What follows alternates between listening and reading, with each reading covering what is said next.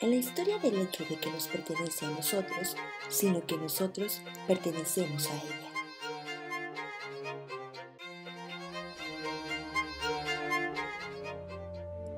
Hans Georg Gadamer, Marburgo, Alemania, 1900, Heidelberg, 2002.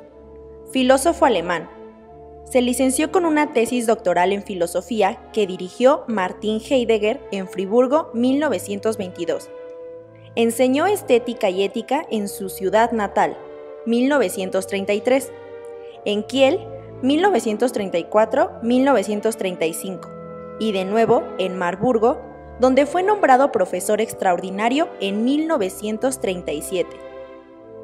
2 años más tarde consiguió una cátedra en la Universidad de Leipzig, para trasladarse luego a las universidades de Frankfurt del Main, 1947 a 1949, y Heidelberg, 1949.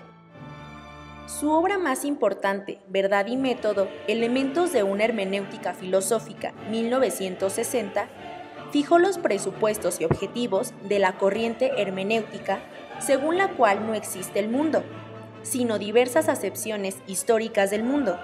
A pesar del relativismo que conlleva esta concepción, Gadamer remite siempre en sus escritos a una convergencia última en la que es posible la comunicación y la expresión de un sentido. Verdad y Método es al mismo tiempo la exposición más sistemática de la filosofía hermenéutica y el trabajo más significativo de Gadamer.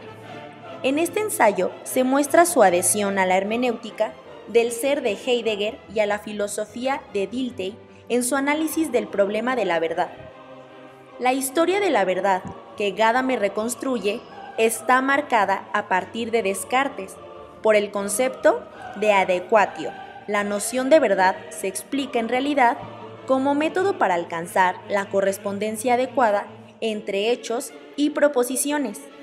La tarea de Gadamer consiste en neta contraposición con dicha postura, en un intento de descripción de las posibilidades reales de la experiencia humana de la verdad. La búsqueda de la verdad exige una redefinición de la hermenéutica, interpretación de los textos, entendiendo por tal no una mera técnica de comprensión, aunque ésta sea cabal, sino una reflexión fundamental sobre las condiciones en que se llega a toda comprensión en general. En este ámbito adquieren particular relieve los problemas que se desarrollan en torno a la experiencia estética. Según Gadamer, en tal tipo de experiencia se deja entrever una circunstancia de la verdad en la cual el propio sujeto de la experiencia resulta modificado. La contraposición a las teorías filosóficas en las que la noción de verdad se identifica con el saber de las ciencias positivas, se acompaña, pues, de una reivindicación de la aportación de verdad de aquellas experiencias del sujeto en contacto con la obra de arte, con la historia o con el diálogo personal. En el análisis sobre la legitimidad de tal verdad, la reflexión de Gadamer se dirige al proceso de la comprensión.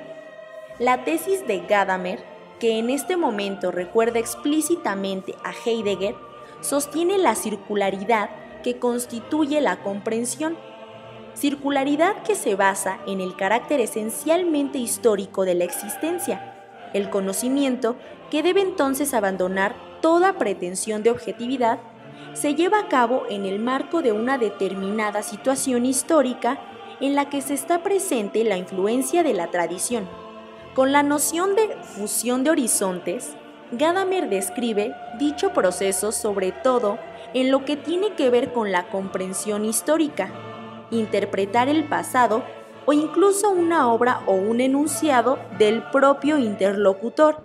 Significa comprenderlo en el horizonte de la situación del presente, dejando intervenir al presente mismo con su propio horizonte de verdad.